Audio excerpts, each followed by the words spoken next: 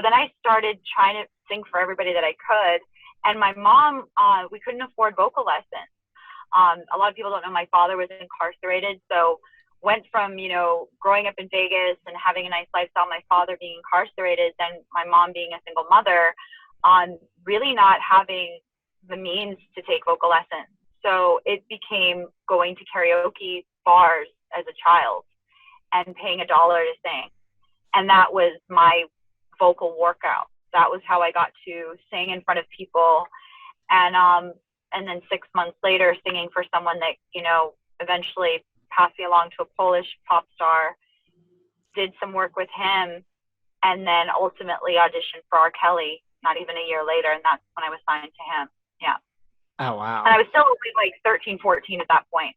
So Pussycat Dolls happened just at the tail end of me turning 17. Yeah. Well, you know, I hear 13, 14 and R. Kelly. Like, what was that like? Nope. Nothing like what has been said. And that's actually what's most disheartening, is because I genuinely don't know what to believe. I only can say what I saw. And I've seen a lot of not so good things in the industry that I have called my home for 20 years. I've never in my life saw anything with him that was strange. Hand to God. Never. So my jaw was on the floor when I heard these allegations. I never saw anything like that. He was never inappropriate with me. Never. Now, that may have been because I wasn't his type, or I was signed to him and he knew I can't mess with that little girl. I don't know. But I genuinely never saw that side of that man. So that was very strange when I heard, and the amount of women that came forward, also very strange. So I don't have words for that one, but no, nothing funny. Right, like you didn't see it anywhere and you didn't feel it either towards yourself. No, he was actually, I'll be honest with you, he was a drill sergeant. I mean, I remember going in and, you know, doing one, you know, he did everything by tape. There was no like cut and paste at that time.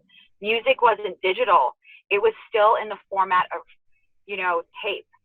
So how you start and how you finish, if you don't do it right and you get it all the way through to the end and you mess up, again. I remember doing one song 111 times. Wow. 111 times. And he would have me go over and do jumping jacks. And he goes, go do jumping jacks in the corner. And I'd go and I'd be doing jumping jacks. I get to the, you know, mic and I'd be like, you know, out of breath. And he's like, no, that's not what I want. I want you to push it out. You know, that's the kind of, he was like, I want you to get emotional. I want you to know what to do with your voice. And I didn't know what he was meaning, because I hadn't learned control over this thing that I prayed for, that I got. He wouldn't let me go to the bathroom because he knew I'd cry. He said there was no crying and singing. He was a drill sergeant. So that's kind of why I'm like, what are you talking about? This guy was like doing all this stuff. Have you met him? He was like disciplined. There was no funny business with me at all. And I never saw it. And I was under his wing for 2 years. So I find it odd that I never saw anything.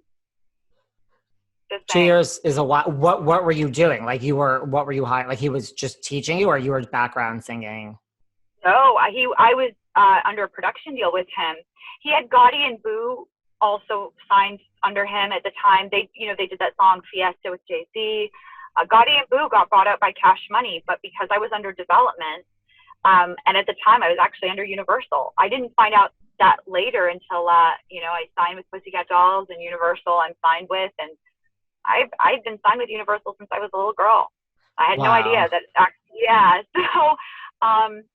So he was really, he training me, giving me information on how to make my songs better, how to make my sound better, working with his writers, working with his engineers. So it's a development. They develop you into what ultimately you become.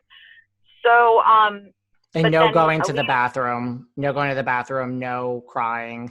What else did you learn from R. Kelly? How to really sing, how to really get emotional, how to not always sing what you like.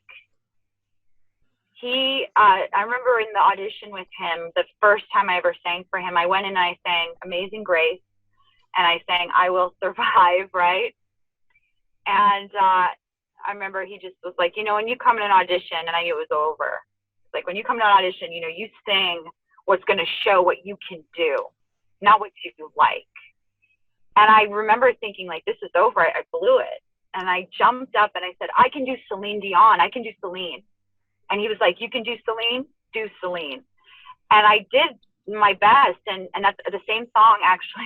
Not the same song, but same artist I did for the Pussycat Dolls.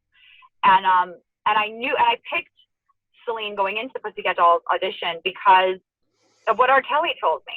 And I crushed it when I sang her. And people don't sing her. They stay away from her because she's a gold medalist. You're not going to try a gold medalist singer unless you know you're going to really blow that microphone and that, you know, house off the lid. Like, you're going to show tune it. You're going to theater it. You're going to really bring, I mean, Celine should just throw up her arms because she's a gold medalist. When she's done singing, she is like a Barbara Streisand. She's such a perfectionist, so talented. So when I went to the Pussycat Doll audition and I saw, like, you know, Christina Aguilera, all great singers, but I knew that all the girls would pick those songs, and I knew they wouldn't touch Celine.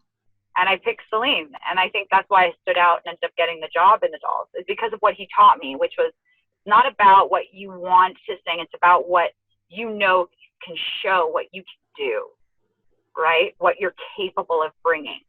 So that's what got me signed to R. Kelly, and I applied that same thing not even 3 or 4 years later into the Pussycat Doll audition. So we have R. Kelly to thank for you being in the Pussycat Dolls. Essentially, yeah. Yeah.